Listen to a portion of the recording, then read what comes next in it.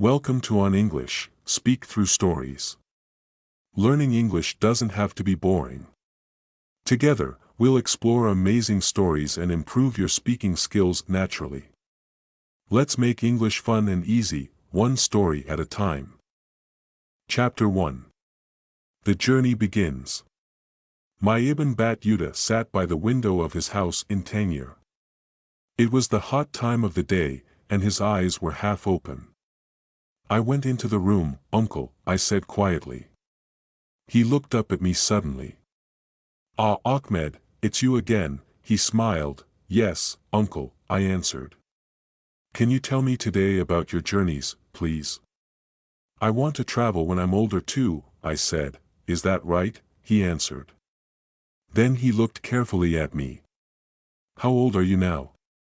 He could remember things from long ago easily, but things from the day before not very well. "I'm 11, I said. "Well, perhaps in 4 or 5 years, you can begin to travel.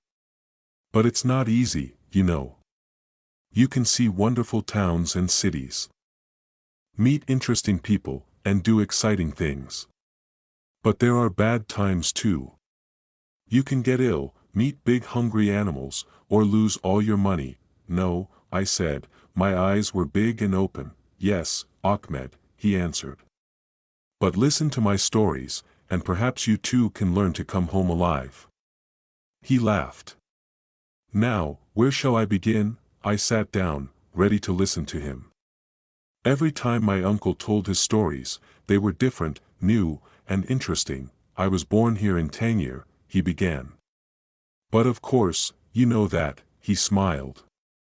"My father and his father before him were judges, so I learned to be a judge too. When you're a judge, it's easy to travel, you're important, you see." "Yes," I said, "perhaps I can be a judge too one day." "Perhaps," he smiled. My first journey was a pilgrimage to the holy city of Mecca. I got on a donkey and said goodbye to my mother and father in Tangier when I was 21. My mother cried. Music. After some days' journey, I came to the town of Algiers. Here, I met more pilgrims, and we traveled to the city of Constantine. I met the rich ruler there. He looked at my dirty old coat, smiled, and gave a beautiful new coat to me. "Why?" I asked. "Good men help people when they need it." After some days, I left Constantine with the other pilgrims. We never stopped moving because we were afraid. Perhaps people could take our money from us when we slept. We thought. I was soon ill, and I wanted to go to bed and die, but my friends put me on my old donkey and hit the animal from behind to make it go quickly down the road. "Did you want to come home then, uncle?" "Of course," he smiled, "but I journeyed to Tunis. A good traveler doesn't stop easily. I left Tunis in a caravan of pilgrims. They asked me, 'Can you be the judge in our caravan?' Of course, I said yes. A caravan judge, not bad work for a young man. When our caravan arrived in Alexandria, I was excited. I wanted to see the famous pharaohs there." "I know," I said quickly, "that's a big lighthouse from long ago. Did you go up it?" "No," he laughed. "The pharaohs was in ruins. There wasn't a lot to see. But not far from Alexandria, I met a holy man, Buran Aden. He could see into the future, and what did he tell me? 'You're going to visit India and China, and on your travels, you're going to meet many old friends.' I was happy about this. I'm going to go far, I thought. And did you go to India and China in the end?" "Wait and see," Ahmed smiled. My uncle. I arrived in Cairo 8 months after I first left home. What a big city, and what a lot of people. And they never stop running here and there, day and night. And near Cairo, there are the pyramids, big, old buildings from the rulers of Egypt long ago. And were they in ruins?" I asked. "No, not the pyramids," he smiled. Next, I journeyed up the river Nile.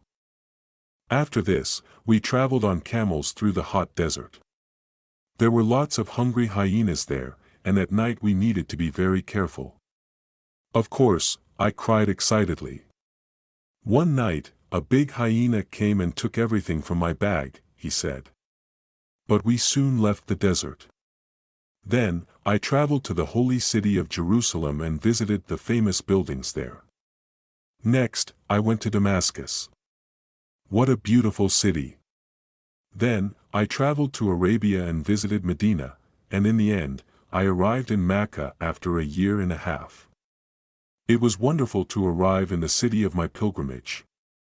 I learned from holy men there and prayed for 3 weeks. And did you come back home then? I asked. No. Every night, I thought of the holy man Burhan al-Din and of India and China. I was a true traveler now, and I didn't want to stop. So, I left Mecca with the ruler of Persia's caravan. When I was young, I heard many stories about the wonderful towns near there. But on my journey, I saw something very different. Years before the Mongols came to these towns, they killed a lot of people, and I saw many houses in ruins there. Perhaps the most interesting town on that journey was Wazit. A number of men with no money lived there in a big house. In the evening, they prayed and ate their dinner. Then they sat near a big fire and told stories. Suddenly, some of them walked into the fire. Then they ate the fire. One man put a snake's head in his mouth and ate it alive. And you saw all that? I cried. Yes, he laughed. I visited many interesting towns after that, but I never saw men eat fire and snakes again. Then I went to Baghdad. What a wonderful city! But I was ill there, so I soon went back to Mecca. I learned from holy men and prayed there for a year, and slowly I felt better. And what did you do next? I asked. I traveled by sea for the first time. It was my worst journey, he said. You can hear all about it tomorrow. Chapter 2, From Mecca to Chagatai. I arrived at my uncle's house early the next morning. So where did you go on your first sea journey, uncle? I asked. Listen and learn, he said, and then he told me more of his story. After my first visit to Mecca, I wanted to see more of the world, so I traveled with friends to Jeddah on the Red Sea coast, and we sailed down to Yemen for 2 days. The wind was behind us, but suddenly it changed. The sea can be dangerous. 1 minute it's beautifully quiet, and the next minute it's dark and angry. The wind made our little ship go up and down in the water, and I felt very ill. When we stopped at a village on the coast, my friends and I got off. We finished our journey to the city of Aden by camel. There, we heard stories about a number of famous places in East Africa, so we got on a new ship and sailed down the African coast. Happily, I wasn't ill at all this time. After we visited different East African places, we sailed back to South Arabia some months later. Then, we wanted to visit Oman, so we took a ship there, but we got off it early because we didn't like the sailors. This wasn't a good thing to do, I understood that later. My friend and I found a guide to take us on foot to Oman. I had a big bag of expensive clothes with me, so I gave it to the guide, and he carried it. But after some time, the guide suddenly ran away with my bag. I went after him, and I put my knife near his face. That stopped him. You must always look big and angry with bad men, Ahmed. Never forget that. The guide came back, but now I watched him day and night. He wanted to kill us, I think, and take our things. After a week of walking, we arrived in Oman. We were tired, hungry, and thirsty, but happy to be alive. After Oman, I journeyed to the island of Bahrain. I saw young men in little ships there. Some of them weren't any older than you, Ahmed. They stood on the ships, looked down into the sea, and then went far under the water for a very long time. When they came up, they had shells in their hands. They quickly opened the shells with their knives, and what was in them were wonderful pearls. The biggest and most beautiful pearls in the world. People give a lot of money for them. You know, after Bahrain, I went back to the holy city of Mecca for a year. There, I heard interesting stories about the rich ruler of India. He gave work to judges from different countries, people said. So, I looked at different ways to travel to India. In the end, I went across the country to Syria, and then sailed up to Anatolia. There are sometimes big caravans to India from there, you see. I had a very nice journey across Anatolia. In every village, young men took us to a house for travelers. There, they gave us lots of good things to eat and drink, and when we left, all the people of the village cried and said goodbye. I then journeyed north with some new friends. On the mountain roads, something strange happened.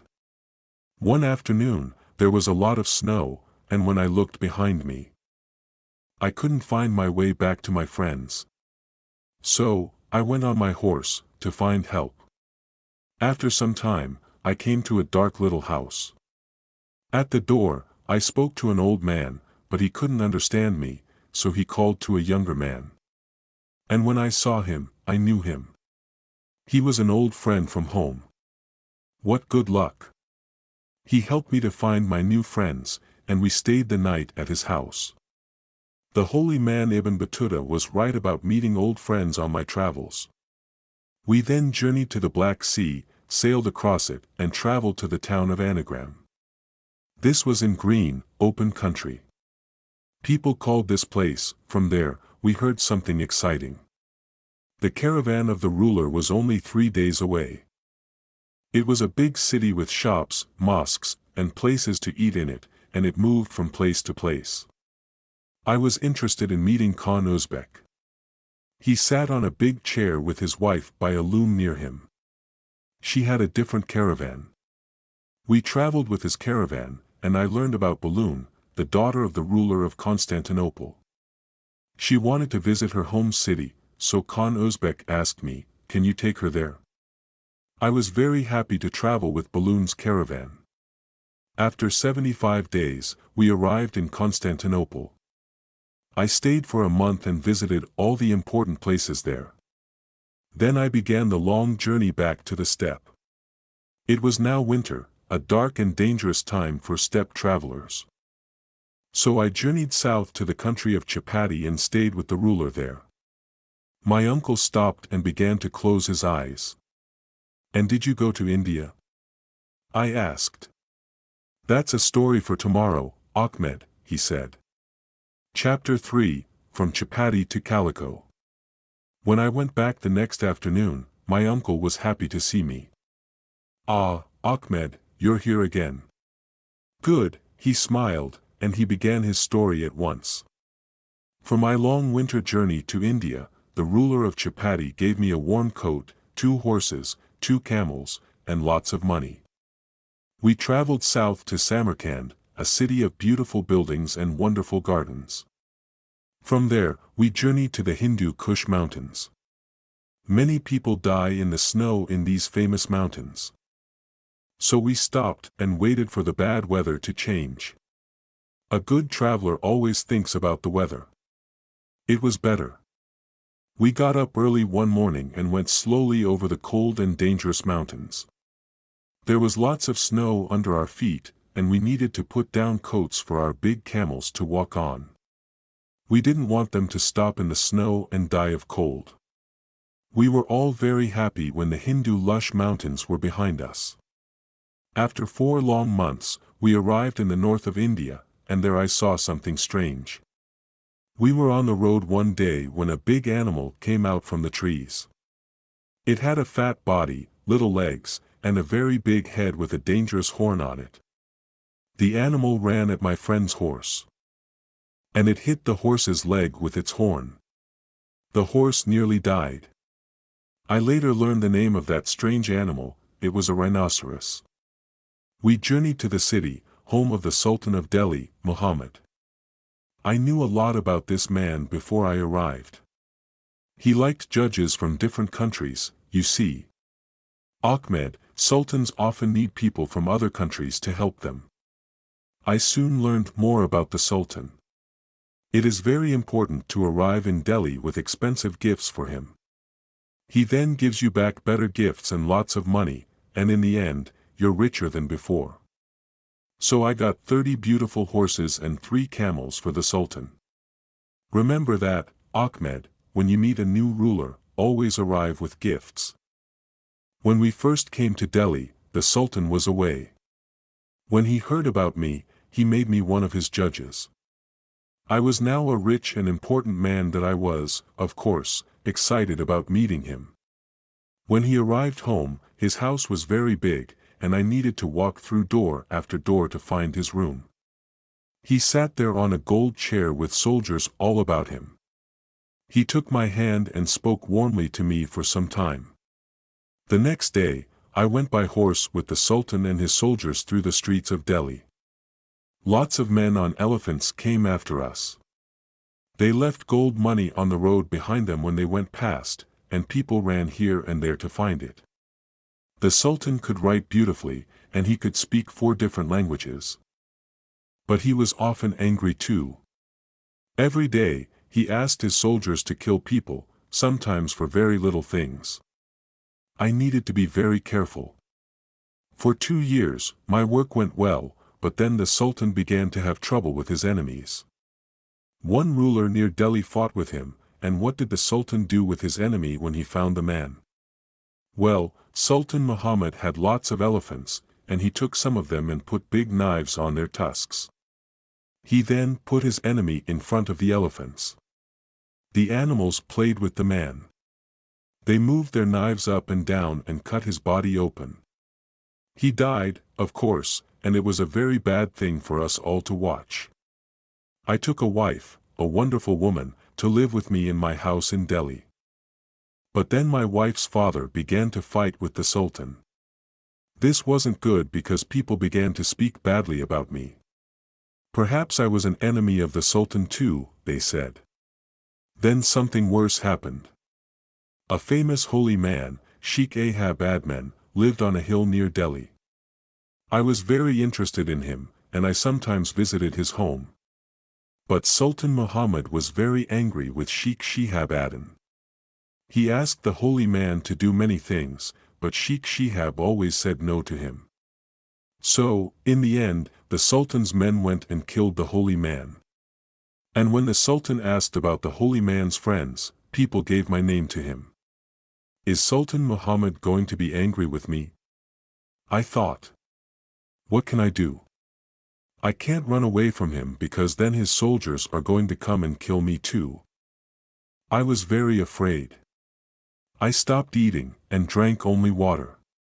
In the end, I left Delhi and stayed with a different holy man for 5 months. I gave away all my expensive things and beautiful clothes, and I prayed from morning to night. Then one day, the Sultan's soldiers came to visit me with horses and new clothes. The Sultan wants to see you, they said. I put on my new clothes, went back to Delhi, and sat before the Sultan in fear. You're going to be my man in China, he smiled. I have 15 Chinese visitors here. Go back to China with them and take gifts from me for their ruler. I couldn't say no to the Sultan, and of course, I wanted to see China. But very importantly, I could now leave the Sultan and stay alive. So I said yes at once. I left Delhi in a big caravan with gifts for the ruler of China, lots of horses, and big bags of gold.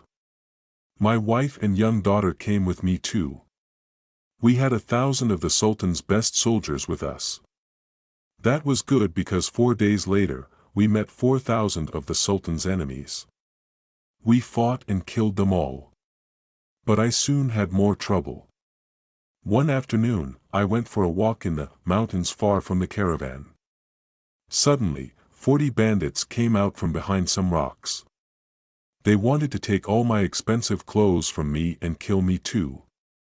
Of course, I didn't want to die, so I told them lots of good stories and gave them all my clothes. In the morning, I was a free man. But I had nothing to wear except my trousers. For days, I walked in the mountains with nobody to help me. From time to time, I saw more bandits, but I went quickly behind rocks and trees, and they didn't see me.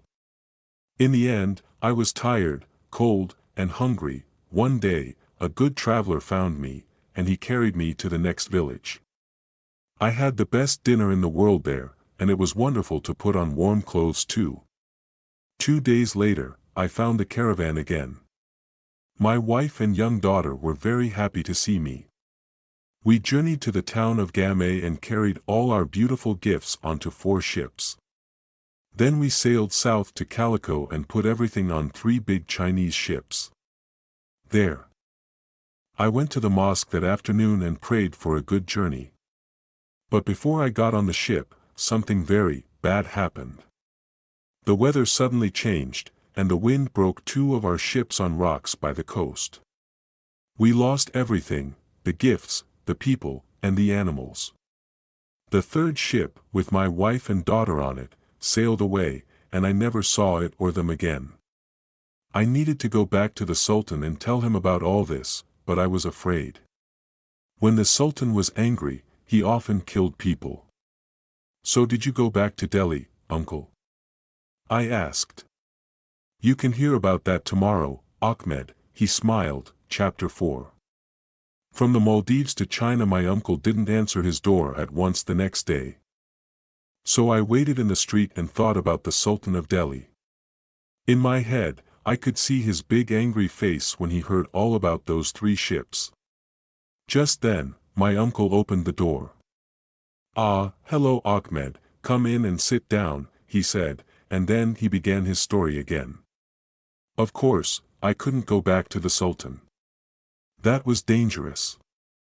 I needed to leave India at once. I knew then. I remembered the holy man Burn Din's words about visiting China. Perhaps I could go there alone without the Sultan's help. First, I sailed to the Maldives. They are truly wonderful islands, and there are about 2,000 of them. The Maldives are famous for their beautiful shells. The people there don't have gold money. For them, shells are money. I stayed on the island of Mali. I wanted to visit the place, but the rulers there needed a new judge. When I arrived, they brought gifts of gold and pearls to my house. It wasn't easy for me to leave the island after that, so I had new work to do. I was the judge on Marley. At first, everything went well. I got a wife from an important family, and I did my usual work, but I soon began to have enemies.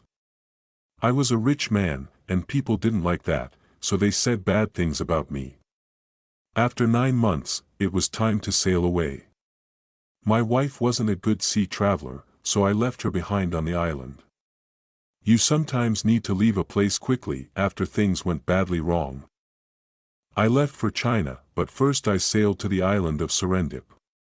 When we were 9 days away from it, we could see its famous mountain, Adam's Mountain, across the sea.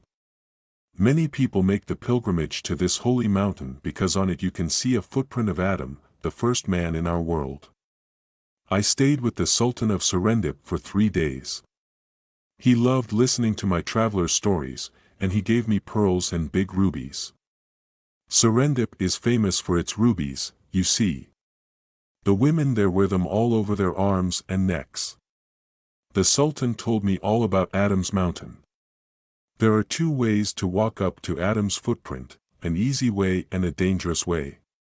You're a true pilgrim only when you go the dangerous way. So of course, I went up that way. It was a long journey over big rocks and between dark trees, but we arrived in the end at Adam's footprint. It was wonderful there. You're up in the sky, and you can see things very far away. After that, I left Serendip by ship for India. I was a happy man with lots of pearls and rubies in my bag. But soon things went wrong. One day, sudden winds took our ship onto some rocks. I was afraid because I can't swim. The sailors took some of the women travelers away, but I stayed alone all night on the ship and prayed. In the morning, some people found me and took me back to the coast of Serendip. I sailed away once more, but this time lots of pirates came onto our ship. They took all my pearls, rubies, and expensive clothes and then left me on an island in only my trousers. Not again, I thought. I sailed back to the Maldives once more. And there I got on a ship to China. On the journey, I stopped at a number of places and visited 2 islands, Sumatra and Java. Java was very interesting. Everybody there had an elephant, and people visited the shops on them. After Java, we sailed for 40 days with a good wind behind us and arrived in China. There's a lot to tell you about China, Hickman. Chinese people can make many things very well, from wonderful pictures to beautiful boxes. China is a very nice country for travelers, and I journeyed easily from town to town. Some of their animals are different from our animals too, and that interested me. They have cats with blue-green eyes, you know. And when I stopped in one city called Fuji, something very interesting happened. A judge arrived in the city, and my friends took me to meet him. We said hello, and then this man looked at me, and I looked at him. "I know you," I cried. "You're Albs, and you're from Surt, not far from my hometown of Tangier." "That's right," he smiled. We laughed and talked for hours.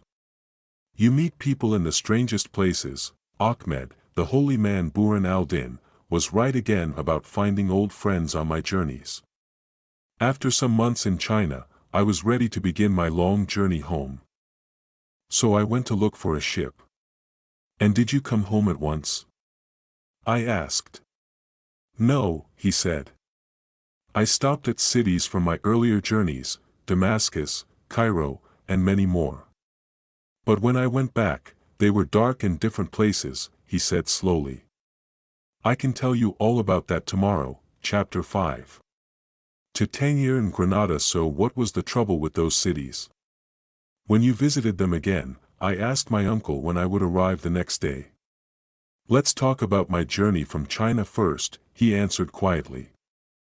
On my way back to China, I stopped in Suzhou again, then I got on a big ship and sailed for 40 days to India. When I arrived there, I thought about visiting the Sultan, but I was afraid perhaps he remembered his gifts for the ruler of China and the time when I lost them all. From India, I sailed to the south coast of Arabia. I then traveled through Persia and Baghdad. I journeyed across the desert, and in the end, I arrived once more in the city of Damascus. It was 20 years from the time of my last visit, but I remembered it well. In Damascus, I heard something interesting. A teacher from Tangier now lived and worked in the city. I was excited to meet this man, and I asked him at once for news from home.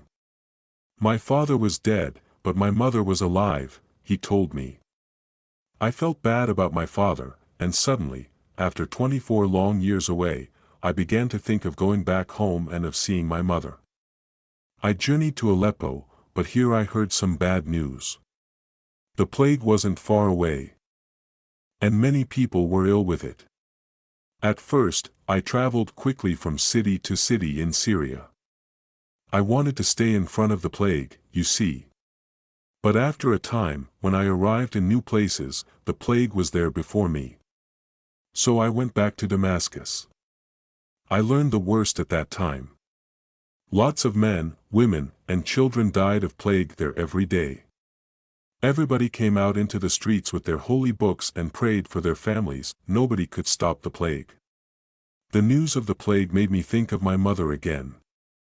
She was ill too, perhaps, so I traveled on a pilgrimage to Macau one more time and then began my way back home through Cairo. Of course, I knew this wonderful city from years before. But it was very different now. 21,000 people died from the plague there every day. My uncle stopped and looked out of the window. "Did you get ill, uncle?" I asked. "No, I didn't," he said slowly, "and I thank God for that. I left Cairo, traveled to Tunis, and then got on a ship to the island of Sardinia. We didn't stay there long. There were bandits on the island, and they wanted to fight and kill us, so we left quickly. After Sardinia, I sailed to North Africa and then traveled by donkey to Tangier. But not long before I arrived home, I heard bad news about my mother. She was dead. People in the town of Garza told me. I was very sorry to hear this. In the end, I went to the most important city in our country, Fez, and I met our ruler, Sultan Abu Anan, there. To me, he was more wonderful than all the rulers in the world. Sometimes, Ahmed, the things in your home country are the best. After that, I went back to Tangier and visited my mother's grave. I was ill for 3 months, but then I heard my friends talk about trouble in the kingdom of Granada. Al-Andalus's King Alfonso of Castile is going to fight our brothers there, they said. We must help them.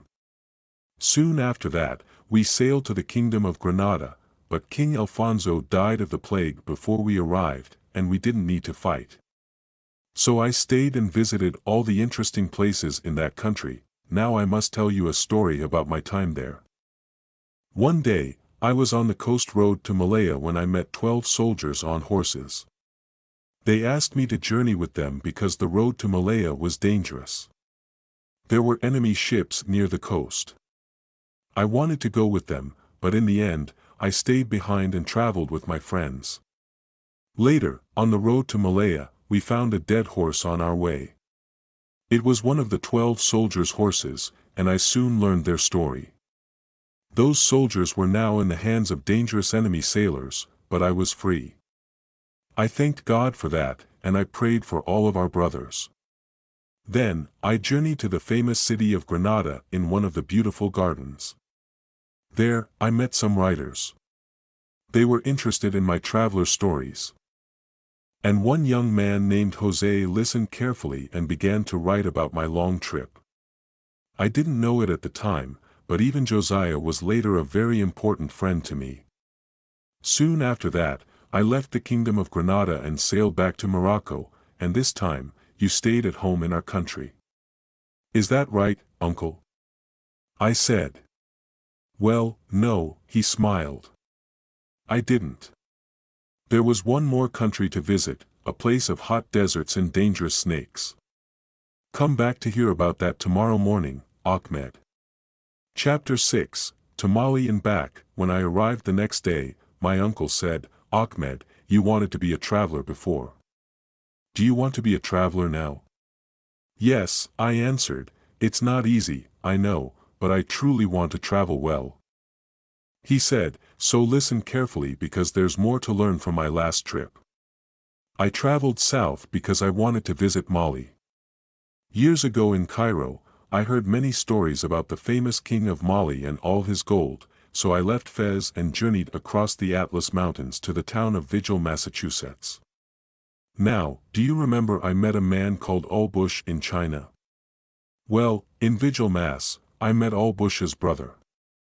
It was strange, the two brothers were in very different places, but I met the older one and the younger one. Then I traveled by camel with a caravan to Lhasa. It wasn't a beautiful village, but it had some interesting buildings. The people there take big pieces of salt from the desert and make houses with them. There's a salt mosque there too. I stayed in a little salt house in the village, but the water there was very bad to drink.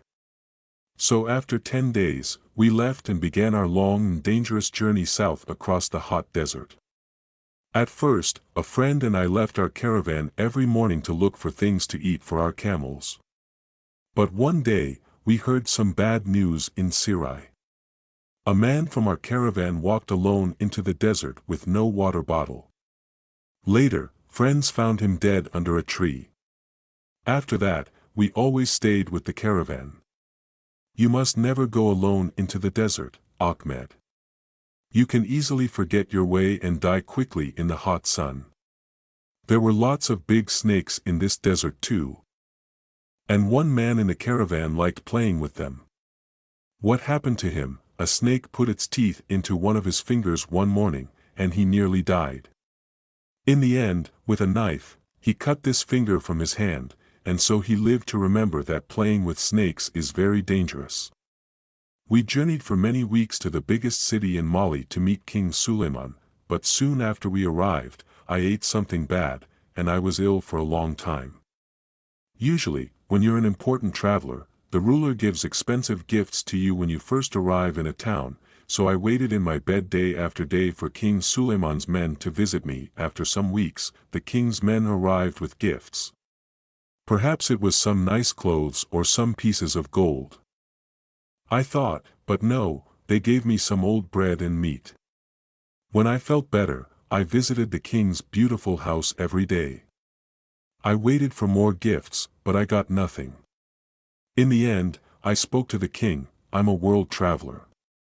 In every country, rulers give me wonderful gifts when I arrive. I arrived in your city 4 months ago, but you do not speak to me or give me nice things. What can I say about you to other people? Things soon changed after that. King Suleiman was now very good to me, and he gave me a house and a lot of gold. When I left the city with a friend to visit the country, his men brought me more gold. In the end, my friend and I came to a big river. I saw some very strange animals in the water there, horses with big fat bodies, little legs, and elephants' feet. My friend called them hippopotamuses, but they were new to me. I traveled north to Timbuktu, but in a town near Timbuktu, I was very ill once more. Then one day, I got a letter from the Sultan of Morocco. He needed me at once. What did he want? I thought we would travel north for a long time and go back over the Atlas Mountains. The winter snow there made the roads very dangerous and we journeyed slowly. In the end, after some months, I arrived back at the Sultan's home in Fez. I have important work for you, he said when he saw me. There's a young writer here. His name is In and he wants to write down all your stories. Then everybody can learn about them, even Josiah. I said at once I knew him. I met him in Granada. A holy man once told me about meeting friends in different places. It happened before and now it's happening again. Of course, it was wonderful to speak to Jose again. I told him all about the exciting places, the different animals, and the interesting people from all my journeys. And now, Ahmed, all these stories are in a book. I'm not going to be here always, but take this. It's my gift to you. You can read it and learn more about my travels when you want. With that, my uncle put a big book into my hand. Thank you, uncle, I said.